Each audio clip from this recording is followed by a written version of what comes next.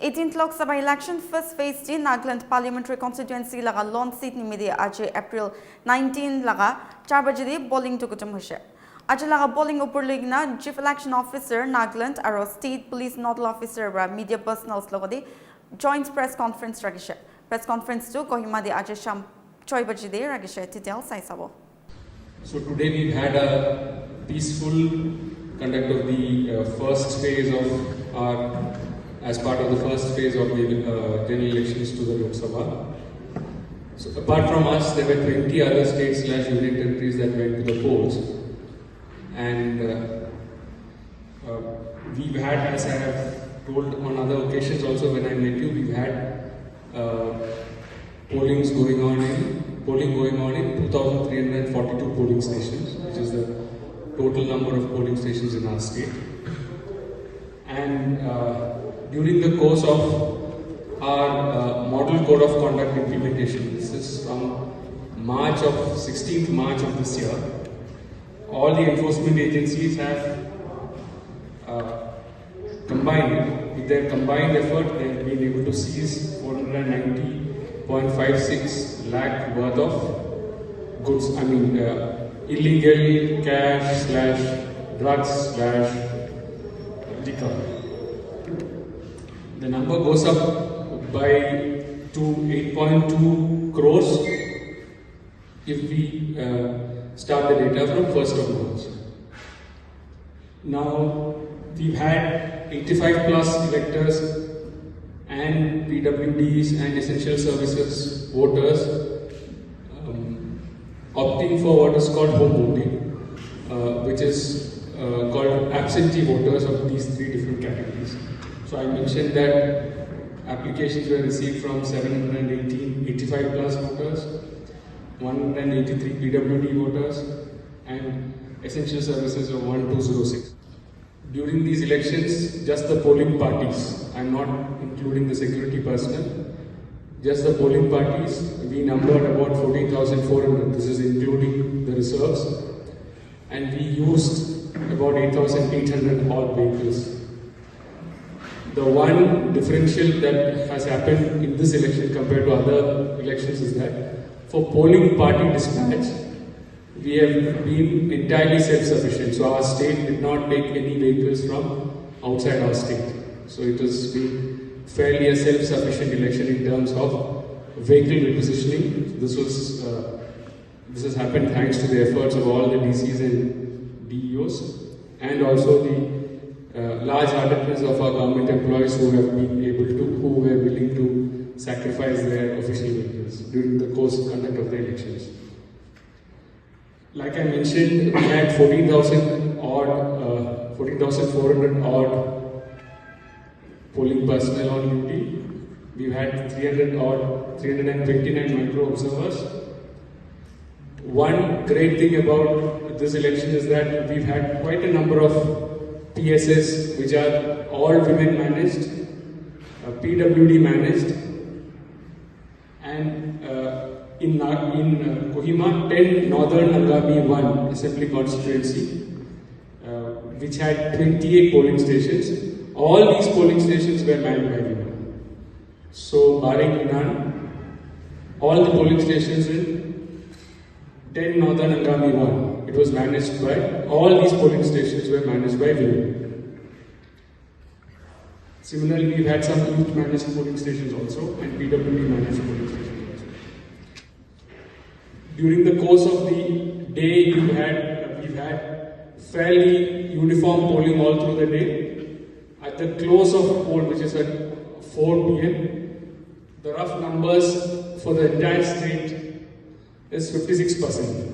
So this is what our polling percentage is. I have given you an overview of the entire polling process. I would now request the State Police Nodal Officer to brief you on the security aspects of the polling that happened. The polling process today throughout the state has been peaceful. There has been no major reports of any law and order or any kind of violence that has taken place anywhere in the state, and It has been very peaceful. So, I'll just give a broad overview of the total number of police personnel, security personnel who were deployed for this entire exercise. We had deployed 48 companies of CAPF. We had deployed 46 companies of our own IRB and NAP. We had deployed 600 personnel of the Home Guards. We had deployed about 5,761 personnel of the District Executive Police, which is the civil police in respective districts. And we have also utilized the services of 9,583 village guards. So the total personnel which we have mobilized for the entire election exercise for the GLS 24 was 22,954. I repeat, it was 22,954 personnel were pressed into various aspects of election security duty in the state today, including the manning of all the polling stations. The polling stations throughout the state was open right from 7 a.m. when the first mock polls were carried out, and it was open till 4 p.m. in the evening. There the CRPF and the state armed and NAP had given the polling station security. Over and above that, forces were also deployed as part of the striking force and the striking reserve. The entire state was divided into more than 200 sectors. So there were sector commanders and sector magistrates clubbing or clustering about 4 or 5 villages, and they were constantly on duty throughout the day and were responding to any situation that was reported, and no major incidents were actually reported throughout the day.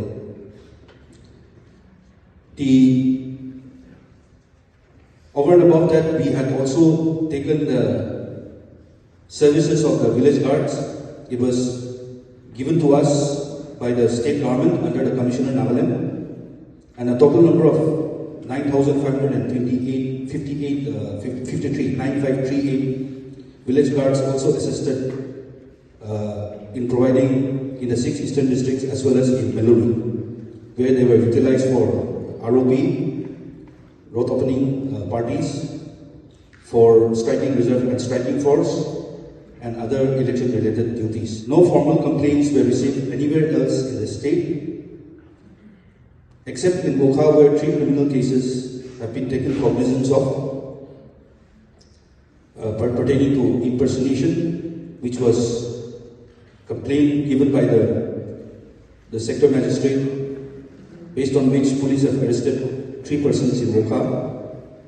Besides these 3 cases of impersonation, no other criminal cases were reported anywhere in the state. Now the parties are coming back, the strong rooms duty will continue, and we are very hopeful that the pre-poll violence, the pre-poll election process was peaceful, the polling has also been peaceful, and we do not anticipate any post-poll violence as of now. I think the Spno was very clear that he mentioned very clearly that there were no violent incidents reported. So absence of violence is what we were insisting on, or what we were focusing on when we said that it was a peaceful conduct of elections. And I think you would appreciate that that has been the case largely. Though again the Spno mentioned a couple of 3 cases having been registered in Mokha. So that was the context from where we were speaking. Out of the total that I have mentioned, 22,954, we have utilized, please note the numbers, 13,850. 13,850, which comes out to 14 companies of CAPF, 9 companies of IRB, 10 companies of NAP-IR, 10 companies of NAP. Is correct. 9 companies of IR, 10 companies of NAP, 2 platoons of Home Guards, 1,737 personnel of DF of the 6 districts, plus the 9,583 village guards. So the total was 13,850. We got a total number of cases across the state of 78, number of cases recorded of 78, a violation of model code.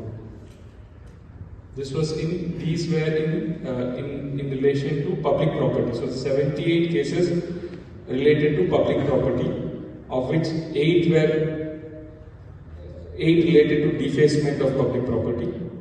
Cases were not lodged. In terms of private property, total of 11 cases were recorded, violations of MCC. A number of defacements, of this number of defacements were 8. During the process of mock poll, we had to replace 42 BUs, 58 CUs and 78 VVPATs. That is during the course of the mock poll, which began at 5:30 today. So we had to replace 42 BUs, 58 CUs and 78 VVPATs. Now after the poll commenced, that is after 7 AM, we had to again replace 13 BUs, 13 CUs and 33 VVPATs. So there was some replacements and these are the numbers. So we will be able to give, because tomorrow again the RO at this level will be compiling a polling station wise and an AC wise number. So then we will be able to get what kind of polling percentages were in which polling stations, which areas. But going by the overall percentage and Nagaland's history of having high polling percentages, I think your guess is as good as mine. Maybe not, I don't think much polling happened. Official complaints were not there. Some complaints were given, which were forwarded to the respective deputy commissioners. So one complaint was about couple of complaints, I think 2-3 complaints came about Kohima district I'm saying. Then a couple of complaints I think about Mukokchung. So those were forwarded to the respective deputy commissioners and district election officers. The concerned officers then acted quickly and the respective sector magistrates went and they have done the necessary groundwork and they did the verification and reported back. And for all of you to see, I would urge all of you to visit the ECI website, eci.gov.in.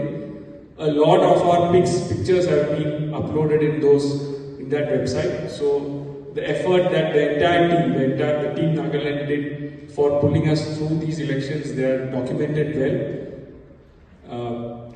And these elections would not have been possible without all of us going together. So I think that is the biggest takeaway from these elections. The call will be tomorrow, as I said. The scrutiny time is 11 AM tomorrow, where observer and me will be sitting together and then we'll be going through all the papers, relevant papers. And after that, the final decision of the state is sent to the ECI to CO office.